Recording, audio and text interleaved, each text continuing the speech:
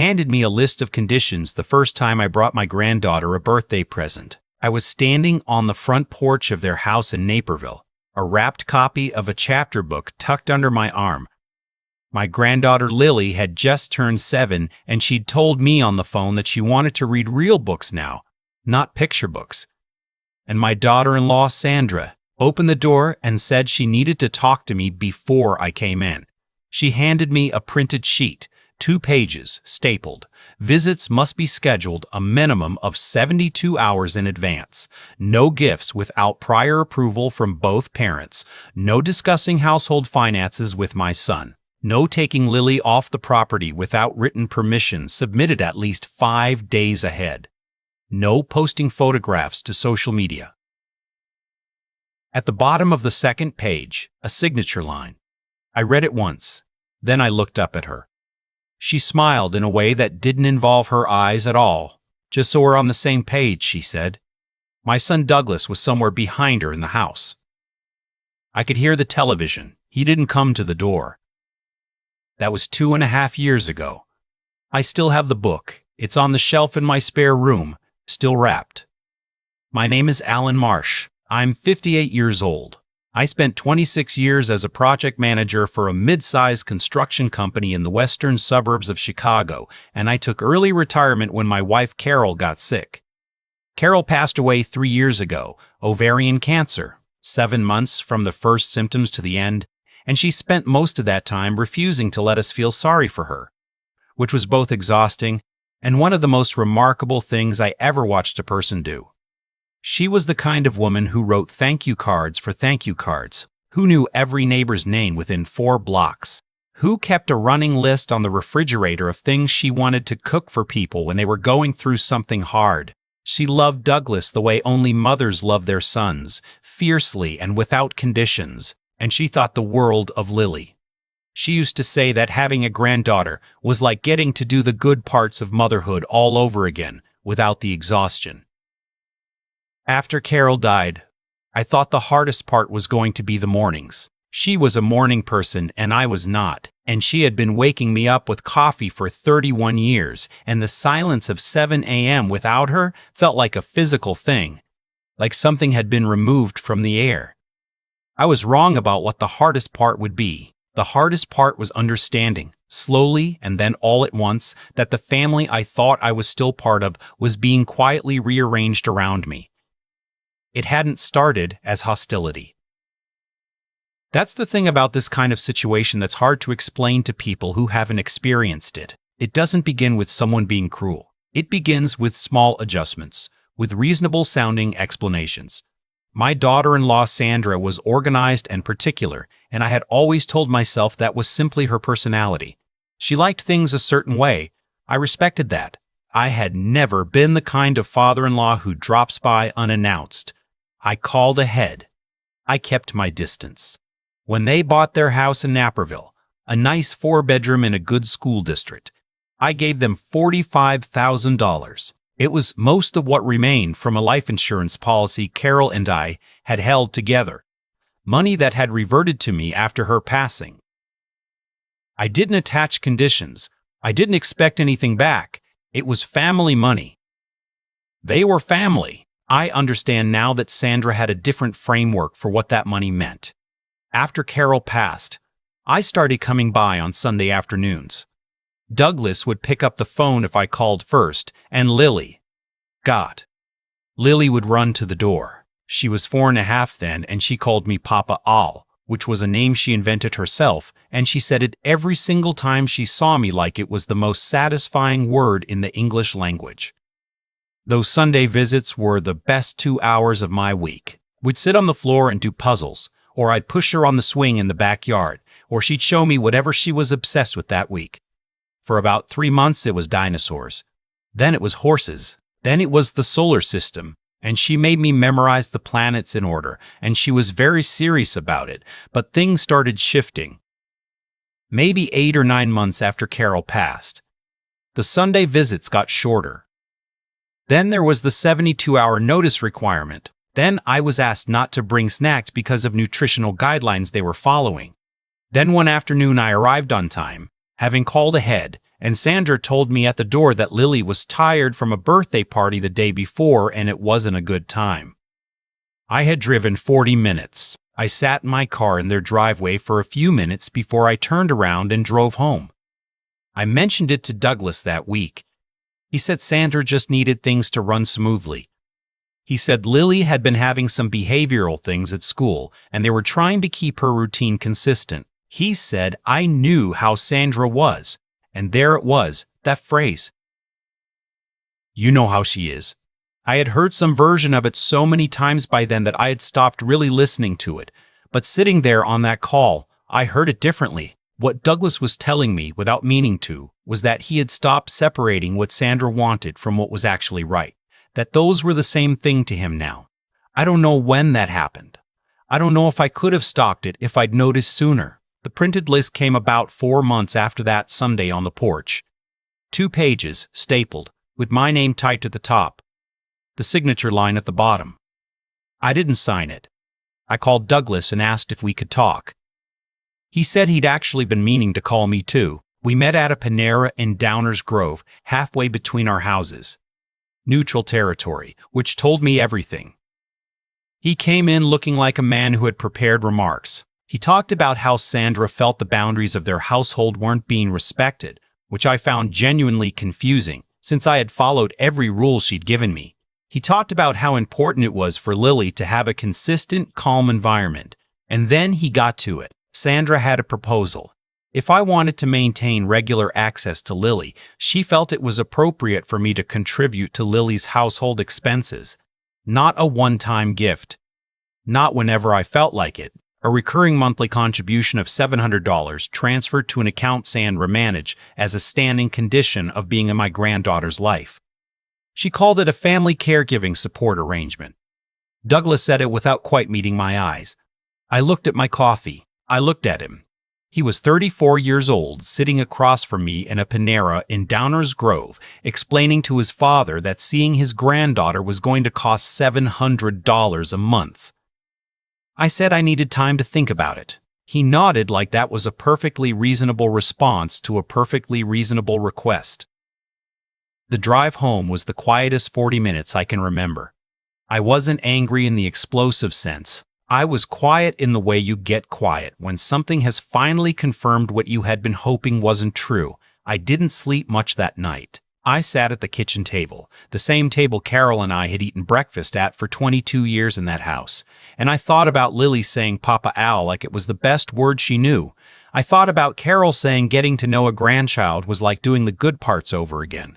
I thought about $45,000 in a signature line, and I thought about a conversation I'd had about 3 months earlier with a man I knew from my old job, a guy named Pete, who had gone through a bad divorce a few years back and had navigated a difficult custody situation. He had mentioned a family law attorney in the western suburbs, someone he described as methodical, not showy, the kind of lawyer who does his best work in writing.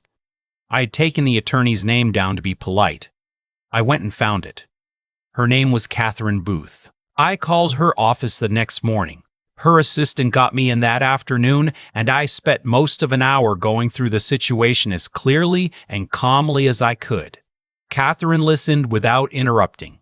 When I finished, she was quiet for a moment. Then she said, "I want you to do a few things before we talk again. I want you to save every email, every text message, and every document Sandra has sent you. I want you to write down, with dates, every visit that was shortened or canceled. And I want you to have a conversation with a financial advisor or accountant about that $45,000. Because how a gift like that is characterized can matter quite a bit depending on the circumstances." I had worked with the same accountant for 16 years. His name was Jerry Castillo, and he was methodical the way people are when they have been doing the same careful work for a long time and take it personally when the numbers don't add up. I called him that same evening. I told him what had happened. I asked him to pull together everything he had related to the $45,000 transfer, the records, the correspondence, any documentation of the original intent.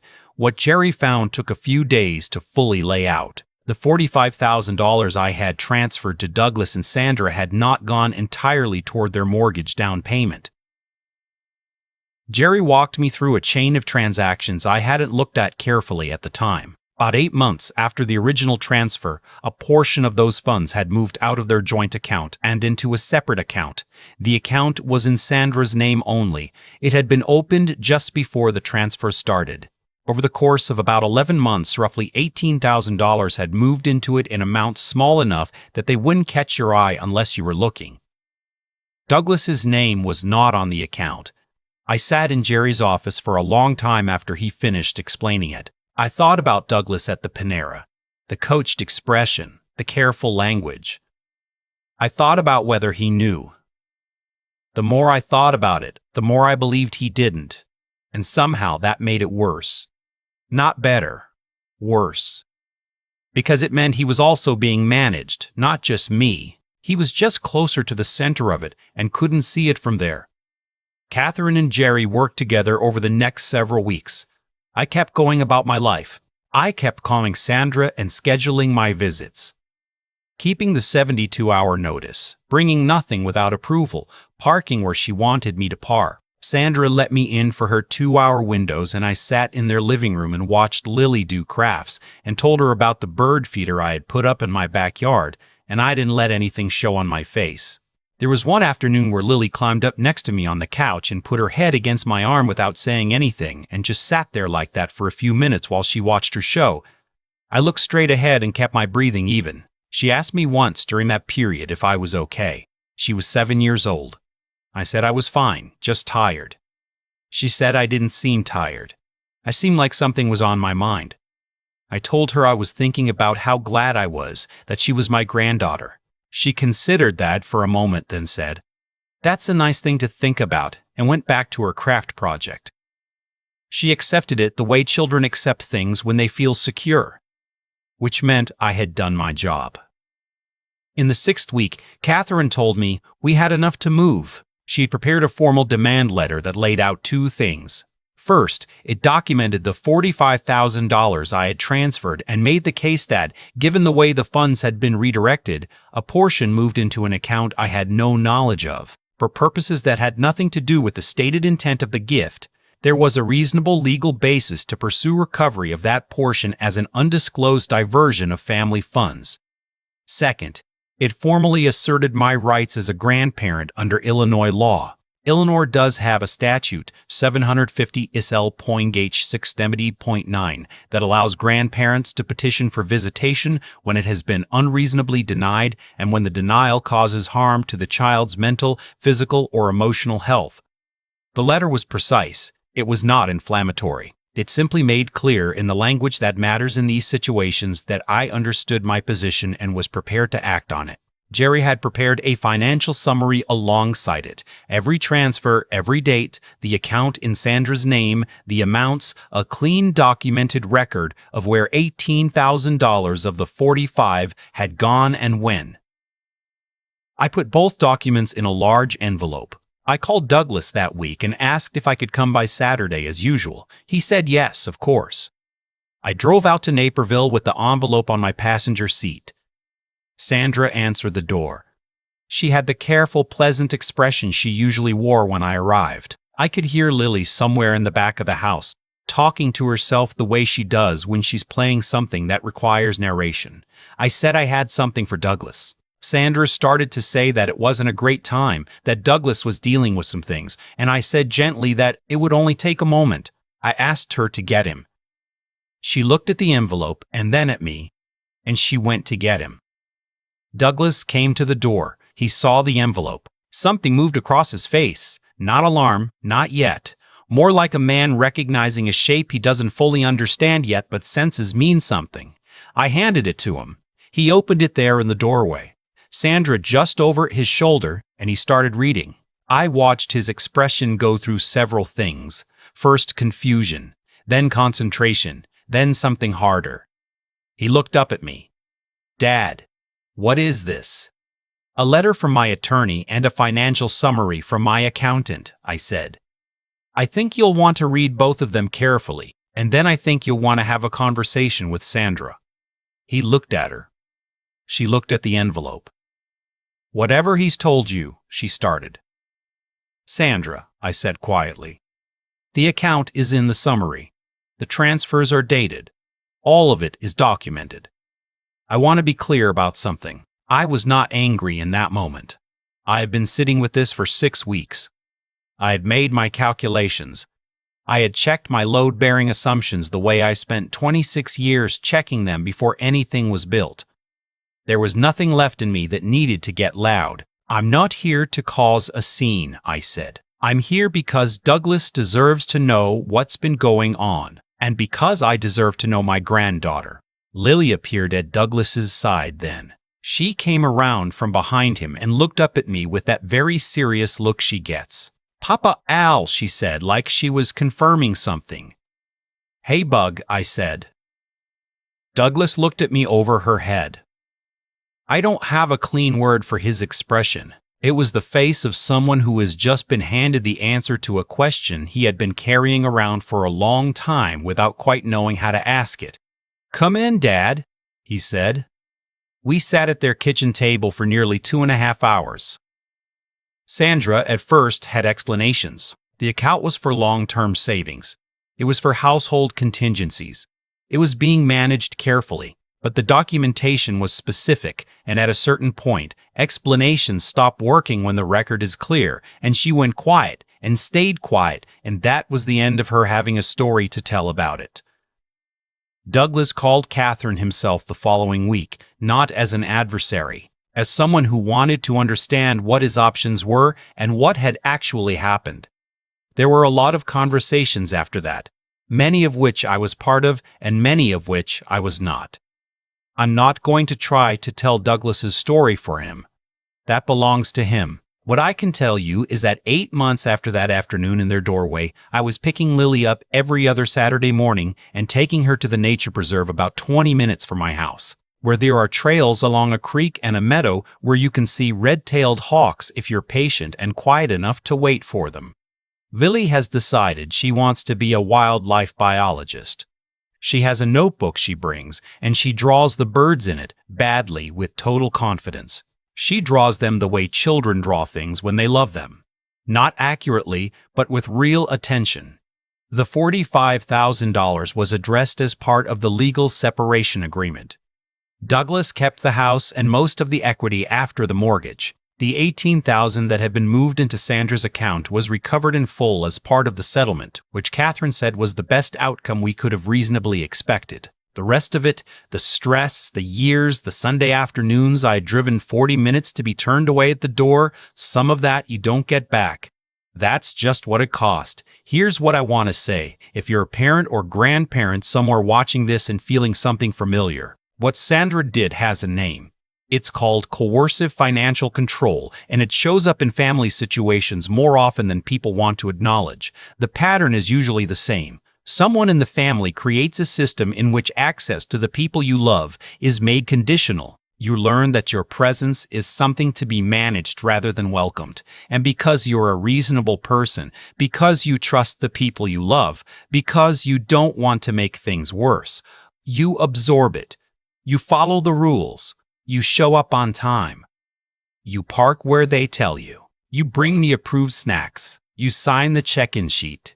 And you keep doing it because you love your grandchild and you've convinced yourself that patience is the same thing as wisdom. It isn't always. Sometimes patience is just patience. And sometimes there comes a point where the choice isn't between keeping the peace and creating conflict. It's between accepting terms that were never fair and doing something about it.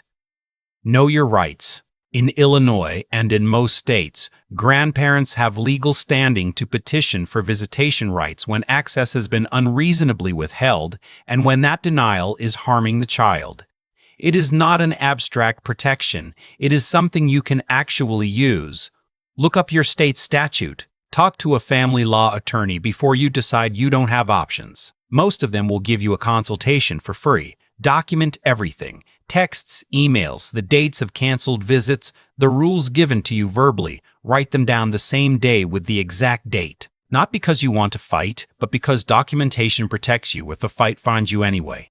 And if you give money to a family member, even your own child, even someone you trust completely, put it in writing.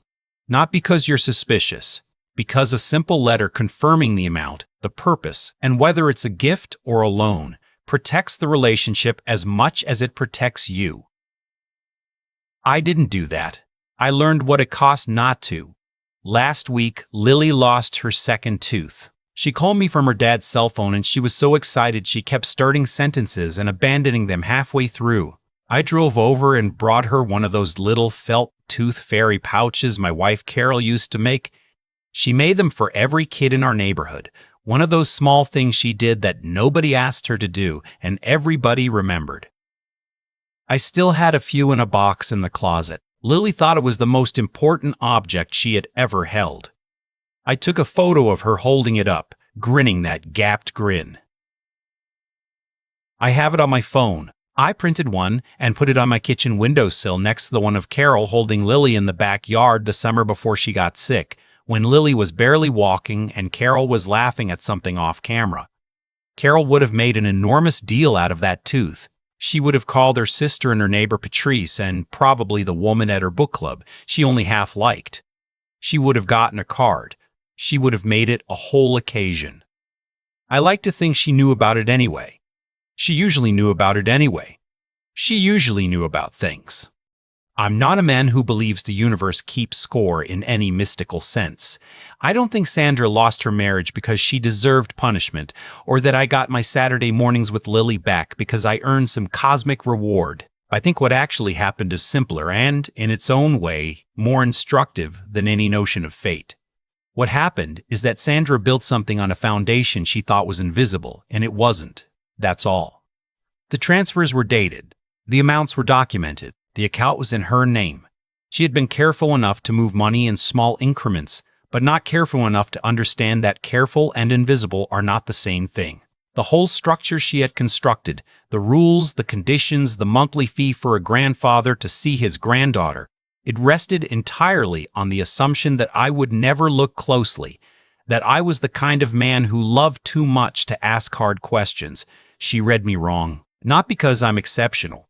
Because eventually, most people who are pushed far enough and love something enough will stop absorbing and start documenting. I think about the choices I made during those 6 weeks when Catherine and Jerry were working and I was still showing up on schedule with my approved snacks and my car parked on the street. A lot of people, I think, would have confronted Sandra the moment the $700 proposal came across the table at that Panera, screamed, threatened, made the kind of scene that feels righteous in the moment and costs you everything in the long run. I understand that impulse. I felt it, but I had spent 26 years in construction understanding that what holds isn't the loudest structure, it's the one with the most honest foundation. You check your load-bearing assumptions before you build. You don't build in hope. That patience wasn't wisdom I was born with. It was something I learned from Carol, mostly by watching her. She was the kind of person who absorbed a lot before she said anything, and when she finally said something, people listened, because she had clearly thought it through. I used to think that was just her personality. Now I think it was a choice she made over and over again, and I didn't fully understand that until I had to make it myself. What I want to say about Douglas is this. He wasn't a villain in this story. He was a man who had been living inside a system for long enough that he'd stopped being able to see its edges.